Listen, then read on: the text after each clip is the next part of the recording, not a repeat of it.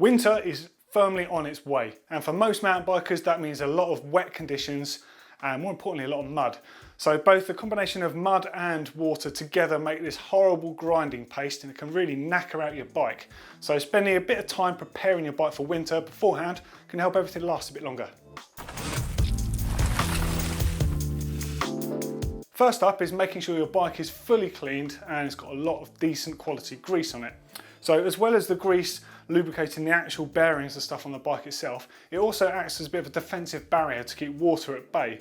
So in this example, this bike is actually quite new, but still I'm going to take the headset out and make sure the bearings are greased on the outside of the bearing itself, just to act as a bit of a shield. The internal of the bearing should be fine, but this is a good opportunity for you to check on your own bearings and see if they're notchy or they do need a bit of grease in there or replacing. And of course there's a lot of moving parts on most mountain bikes, and the ones that are likely to take a lot of abuse over the winter are suspension pivots and your bottom bracket. Your bottom bracket in particular, it has all the torque that goes through this from your constant pedalling, and it's in a direct line of fire from the front wheel, so all the crap that you ride through is going to be thrown up directly there. So get your bottom bracket out, have a look at it, inspect the bearings, apply some fresh grease, make sure it's all clean and ready to go. So as well as doing your headset and your bottom bracket bearings, you want to make sure that you work around the whole bike systematically and just make sure that anywhere there are bearings that you've got a bit of a coating of grease on them, just to keep them protected for winter. Now you don't want to go plugging any holes in your frame as such, because water needs to be able to drain out. The idea here is just to protect your bearings. So take advantage of those holes when you do see them after you've washed your bike, and just put some WD-40 in the holes just to help sort of flush out any water that's in there. And of course your seat post as well is another entry point for moisture into the frame. So it's a good idea to use some grease between your seat post and the frame. Of course if it's a carbon frame, then you really want to look at an assembly compound or a carbon specific grease that's got like the particles in it for grip. You don't want to use a regular grease with carbon, just because it can be bad for the carbon itself. Lights are a winter essential, so even just for riding to work, college, uni, whatever you do, you're going to need some sort of commuting lights. Get the best ones you can afford, the brightest possible. So this rear light, it pops out 75 lumens, which doesn't sound a lot, but that's bright enough to be clearly seen during daylight. So even on a dull day, having a light on is not a bad idea. Up front, a handlebar mounted light is a really sensible idea. This is an exposure Diablo. This kicks out 1500 lumens, so that's good enough for off-road riding on its own. But if you're a real nighttime specialist and you fancy doing some real off-road adventures, you want to put something like this on your helmet instead and get an even bigger light on the handlebars. Now exposure dual light, it does up to 4750 lumens. That's like full beams on your car. Insane. In drier conditions in the summer, you typically need to use a dry lube. Now it might sound a bit obvious, but dry lube, all it is a very minimal lubricant that attracts as little dirt to the chain as possible. Now this sort of lubricant is really good, but it does wash away easily. So when it comes to winter, you want a decent quality wet lube. Now, the difference with the wet lube is a lot thicker. So it can attract stuff to your chain that wears out your drivetrain. So it's up to you to monitor this. So you want to be reapplying every time you wash the bike, or sometimes in winter on longer rides during the ride. But some wet lubes in really cold conditions, and I'm talking pretty extreme here, can thicken up quite significantly and get congealed. But you find most lubes like this will be fine for the conditions that your average mountain biker will tackle in the winter. So most mountain bikes now have a front suspension fork, and the key to making this work really well through winter is simply by keeping it clean and well lubricated.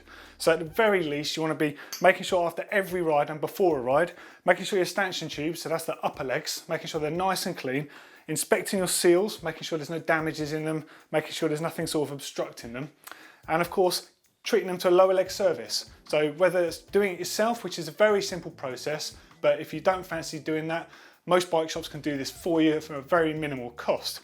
But there's also something else you can do. So the lower leg lubricant that's inside here is what helps the fork slide up and down nicely. So something you can do before going riding is flip your bike upside down, and then the lower leg lube that's inside there to keep those seals lubricated will run back up onto the top of the fork, and that just helps cycle things through a bit better. But you can also, if you roll back the garter spring on the top of the fork seal here, take an end of a cable tie and just slide it into the edge of the seal and just apply some lower leg lube directly into the seals. Cycle your fork a few times just to help it suck in there. give them a wipe and put the garter spring back. It's a nice little way of just making sure they're nice and smooth and you've got a bit of an oil barrier to help stop the muck getting in there. Shifting gears is something that we all take for granted when they're working really well, but it's something that in the winter can often go wrong. And the simple reason for that is cable friction. Cable friction is caused by water and grit and dirt that's pulled into the system. On some bikes I've got full internal routing, you'll actually find you might not need to do this for like a year or two at a time. However, what you really should be doing before winter and again in spring after winter is just replacing an inner cable. They don't cost a lot of money. Pull them out, flush through the outer housing with a load of sort of light lubricant. A spray lube is perfect for this and it'll be smooth all winter. Depending on the conditions that you ride in, you're going to need to consider some sort of tyres for winter. So generally that means something with a wider space tread so it really cuts into the mud.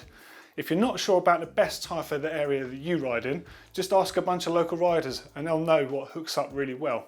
And of course tyre preference is a completely personal preference thing. Myself, I like a really open spaced aggressive front tyre for a maximum amount of control, but a lot of the trails near the GMBN office, you actually have to ride on a bit of dirt track or a bit of road to get to the trails. So I'm happy to kind of compromise on grip on the rear end and have something that rolls a bit faster and just maintain that front traction. Again, it's a personal preference thing. You've got to find what works best for you and then stick to it. But another factor to take into consideration is tyre pressure. The harder you run your tyres, the less grip you're going to have. The lower you run your tyres, the more grip you're going to have. It's that simple, but you need to find your sweet spot.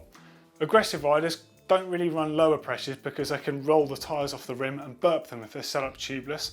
So you do need to do a bit of research here to find out what works for you. The lowest I think I've gone on the front is about £20 and out back about 25. Keeping water away from the moving parts is absolutely key in your bike working really well.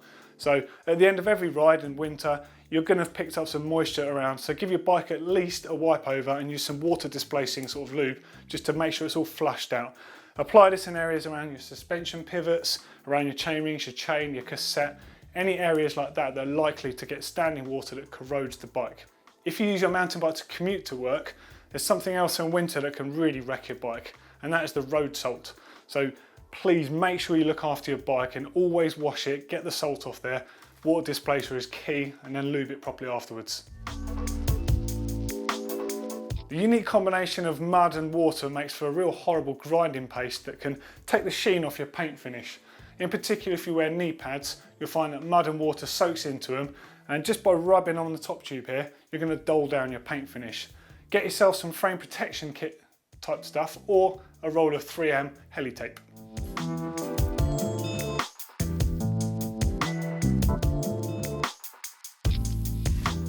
Some kind of front mud guard's a really good idea for mountain biking, but don't get me wrong, this isn't something to keep you clean, this is something purely to keep the mud out of your face, which means you can ride faster. So there are two main types. You get the really simple flaps, just like this one, and you get the slightly bigger ones that are more like an extended fender. Now, personally, I prefer the shorter flap because the mud around here is clay, so it's really thick and it clogs up the bigger type fenders. But as a downside, these aren't quite as good for catching the spray that flicks back in your face. So depending on the conditions you typically ride in, definitely have a look at the different types of mudguard available to you. Again, these are great for thick mud, but that's not always the case. Sometimes if you're a trail centre type rider, it's a very thin sort of paste that just flicks up in your face, in which case you might want to look at the fenders. Hopefully this video has given you some great ideas on how to winterize your bike. For some more winter related content, click down here for a video on how to service your bearings. Really handy, especially on the note when I was talking about putting some grease all around your bike. For 5 ideas on how to ride in winter and why to ride in winter, click up here. Of course, as always, click on the globe to subscribe. It's a brand new video with great content every single day. And if this video has been helpful for you, give us a thumbs up.